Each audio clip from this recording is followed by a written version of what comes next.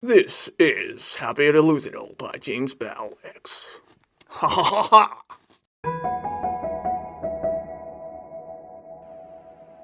Never thought I would be happy to lose it all.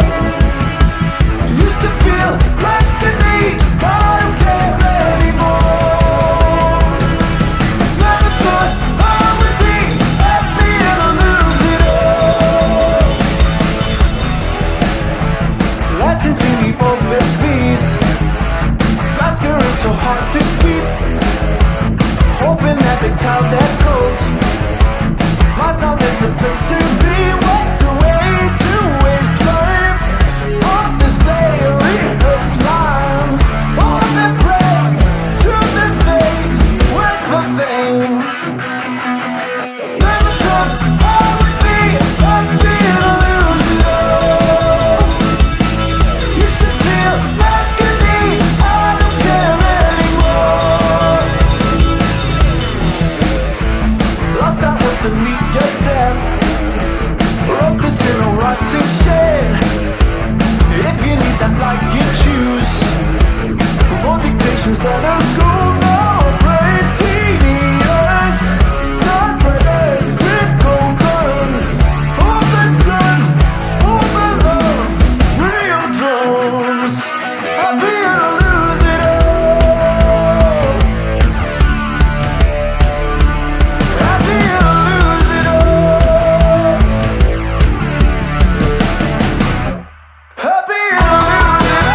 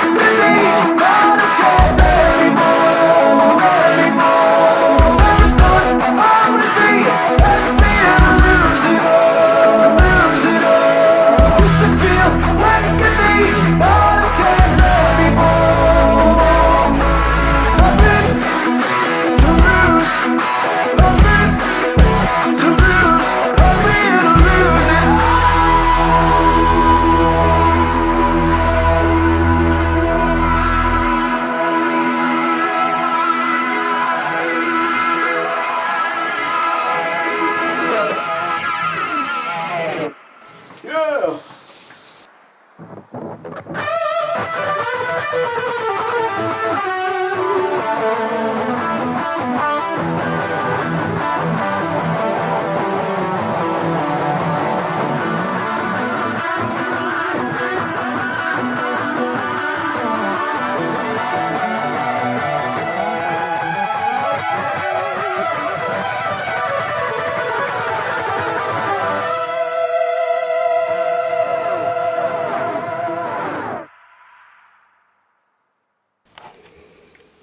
Hello? Hello, okay. I just spoke for half an hour and all of it is gone. So now I've got to start video again. I spoke for half an hour and it's gone. So let's try again. Before you hear the song, I've got a song that I really want you to hear and I'm really excited about it because it's a happy song but it's not corny. and it's still a rock song, and it still fits on this channel, so that's fantastic. I'm holding a memory card that's just failed, and I don't know if I've just lost hours and hours of content. But anyway, so this song, and I want to just talk quickly about what the song is about. Basically, I made the instrumental for this song when I was 15, and forgot about it, and whilst looking for a song that I did with my dad, well, a jam that I did with my dad, I came across this one, and I thought, oh, I really like this. I really like the guitar work on it. The guitar solo is quite varied. It goes from being very happy, then goes into like aggressive, and then goes back to happy again. And I really enjoyed that. So I thought I would love to write some vocals to this track, like 10 years after I wrote the instrumental, and started coming up with melodies, and basically just like wrote the melody that was most obvious and what the guitar riff was suggesting.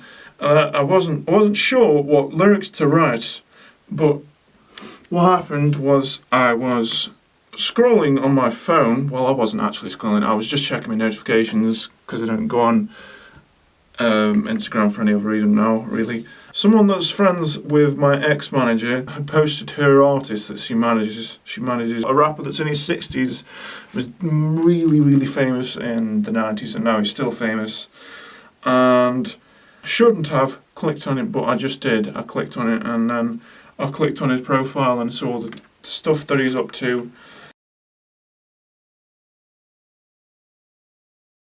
This rapper, he's got like 500,000 followers now on Instagram.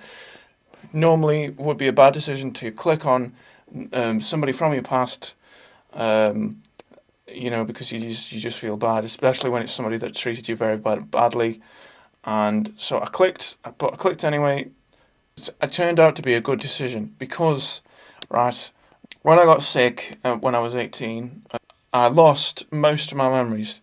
What I've since found out is I hadn't actually lost them, they were just completely disconnected, which is great. For example, I'd met somebody, and they became my best friend basically like 3 months before, and then I completely forgot. I didn't know who they were. But then when they'd been spoke about for a bit, I had to keep being reminded, and then suddenly I remembered them. But I was like, I've lost most of my life, I can't remember stuff. Even though there were lots of reminders, for 2 years I just wasn't, the memories weren't coming back, and it was so depressing because I'm 18 and I can only seem to remember like 2 years of my life, and I'm jealous of everybody around me because they've got all their memories, and I want to start again so I can live a life and remember it. One day, about 2 years after leaving the hospital, loads of memories kept coming back at once, and the sun shone in my eyes, and it had shone in my eyes at the same angle as it had done during an important moment in my life previously. Basically, what I've learned is our body is constantly monitoring our surroundings all the time. If you have an important moment, your body logs the temperature, the humidity, the intensity of the wind, the light, the angle of the light, the background noise, the fundamental frequencies of the background noise. If the fundamental frequency of the ocean is around 17,000 hertz, and then you hear another sound that has a fundamental frequency of 17,000 hertz, you're going to be reminded of the ocean and not even know why. You're like, why am I thinking of the ocean? And if you've got like memory problems and your brain's trying to reconnect all the dots. And so I had a crazy time because all these memories were coming back. I still had to be plugged back in. But yeah, these memories would come back. So then there's pros and cons with memories because some are good, some are bad, and also depending on the type of person you are or depending on how you feel, you might focus on all the good parts of that memory, or you might focus on all of the bad parts of that memory. And then also, depending on how you feel about that, that can affect how you feel in the moment right now. Because, of course, if you focus on only the good parts of your past, you're going to feel not so great about the present because in the present you can see the good and the bad, whereas at the past you're just focusing on the good. You're unrealistically comparing them, unfairly comparing them.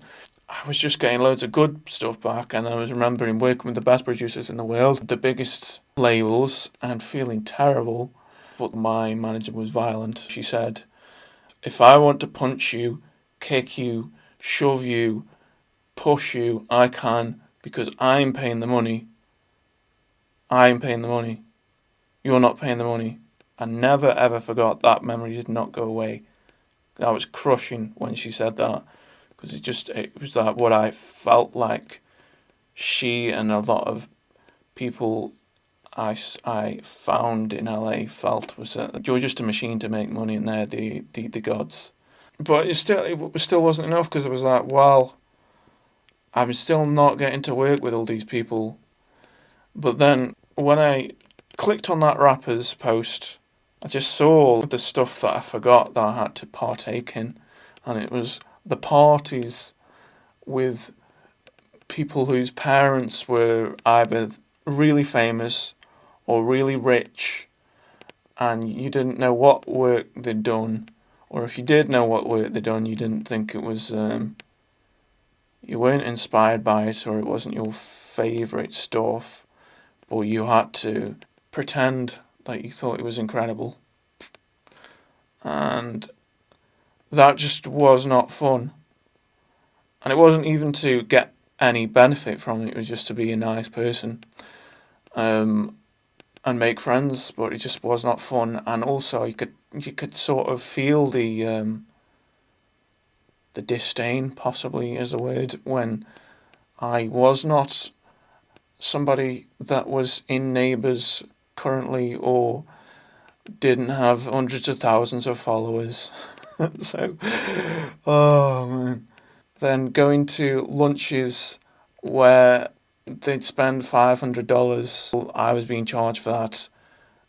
I'd sit there whilst my manager ordered like $500 worth of food that I was aware was coming out of my future earnings, and then the people that we were at the table with would all thank her for paying, and they thought that they weren't aware of this, that was how it's going to work. So that was not fun. They're asking you what your job is straight away or what you're working on straight away, and it feels so draining. And you don't have that anymore when you leave. And so I'd just forgotten all about that, but checking this profile brought it all back.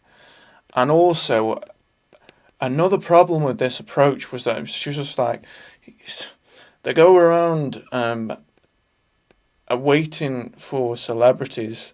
Some celebrities they already know, some celebrities they don't, and then get a picture and then create these fake posts acting like they're friends when they're really not. And you got to travel for 3 hours to go and give fake worship to somebody else. I don't actually think that's the best approach, really, because and it hasn't worked. It doesn't seem to be working for that guy either, because there's no point going around and taking all these photos and creating all this gossip if you're not gonna have any good songs to put across. I remember the whole time I was at these places, whining and dining, I was just thinking about, I want to work on songs right now, we need some more songs. And so, yeah, and I just realised now I get to work on songs, well, when I'm not itching and not scratching.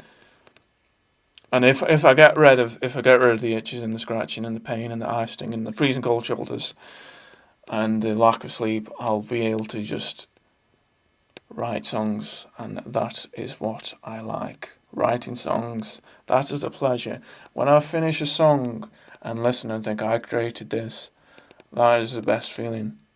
The best ratio of effort to pleasure when you think about all the activities we could be partaking in.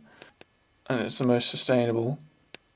This song is about how I really was depressed about leaving the producers and the record labels behind, and the living in LA and the sun there, and just being like, no, I'm actually happy now.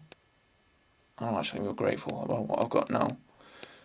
And songwriting and just creating, that's the fun.